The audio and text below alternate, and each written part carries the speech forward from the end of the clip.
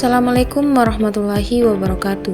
Halo teman-teman, hari ini kita akan membahas mengenai organisasi dan lingkungannya. Bab ini membahas dunia luar organisasi dan interaksi organisasi dengan dunia. Tidak perlu dikatakan lagi, sebuah organisasi tidak dapat bertahan hidup tanpa masukan dari dunia sekitarnya, baik dalam bentuk informasi, uang, atau orang yang bersedia bekerja untuk organisasi tersebut. Sebelum melangkah lebih lanjut, kita harus mengetahui terlebih dahulu apa itu pemilik saham dan pemangku kepentingan. Nah, pemilik saham adalah individu atau entitas yang memiliki saham di suatu perusahaan. Mereka memiliki bagian kepemilikan dalam perusahaan tersebut. Sedangkan pemangku kepentingan mencakup semua pihak yang memiliki kepentingan dalam operasi dan hasil perusahaan. Ini bisa termasuk pemilik saham, karyawan, pelanggan, pemasok, masyarakat, dan pemerintah. Adapun tujuan organisasi menurut pemilik saham dan pemangku kepentingan memiliki tujuannya tersendiri. Pemilik saham, mereka biasanya lebih berfokus pada keuntungan finansial dan pertumbuhan nilai saham. Sedangkan pemangku kepentingan, mereka lebih fokus pada berbagai aspek seperti keberlanjutan, tanggung jawab sosial, kualitas produk, dan hubungan kerja. Jadi, pemangku kepentingan di sini tidak hanya berfokus pada keuntungan, tetapi mereka juga memperhatikan dampak yang lebih luas dari operasi perusahaan.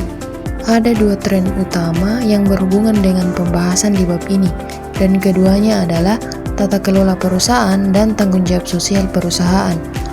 Yang pertama, tata kelola perusahaan. Tata kelola perusahaan melibatkan sejumlah besar cara berbeda yang dapat digunakan oleh pemilik atau oleh orang lain demi kepentingan pemilik untuk mengatur perusahaan. Ada beberapa cara yang paling umum. Yang pertama, laporan keuangan. Laporan keuangan adalah dokumen yang menyajikan informasi tentang posisi keuangan, kinerja, dan arus kas perusahaan selama periode tertentu. Yang kedua, audit dan pengendalian internal.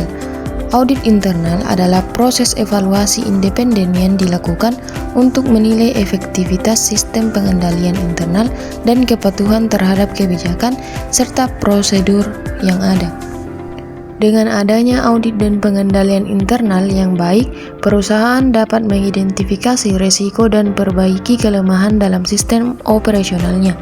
Yang ketiga, bonus. Sistem bonus adalah insentif finansial yang diberikan kepada karyawan atau manajemen berdasarkan pencapaian tertentu seperti target kinerja atau profitabilitas. Yang keempat, pertemuan investor. Pertemuan investor adalah acara di mana manajemen perusahaan berinteraksi langsung dengan pemegang saham dan investor untuk membahas kinerja perusahaan, strategi masa depan, dan isu-isu penting lainnya. Yang kelima, media. Media berfungsi sebagai saluran komunikasi yang penting untuk menyampaikan informasi tentang perusahaan kepada publik, termasuk pemegang saham, karyawan, pelanggan, dan masyarakat umum. Pengelolaan komunikasi media yang efektif juga dapat membantu perusahaan dalam menangani krisis dan memperkuat hubungan dengan komunitas. Dengan menerapkan cara-cara ini secara efektif, perusahaan dapat meningkatkan tata kelola yang baik, transparansi, dan akuntabilitas yang pada gilirannya akan mendukung pertumbuhan dan keberlanjutan bisnis. Selanjutnya yaitu CSR atau tanggung jawab sosial perusahaan. CSR adalah tentang kepedulian sukarela organisasi terhadap isu-isu sosial dan lingkungan.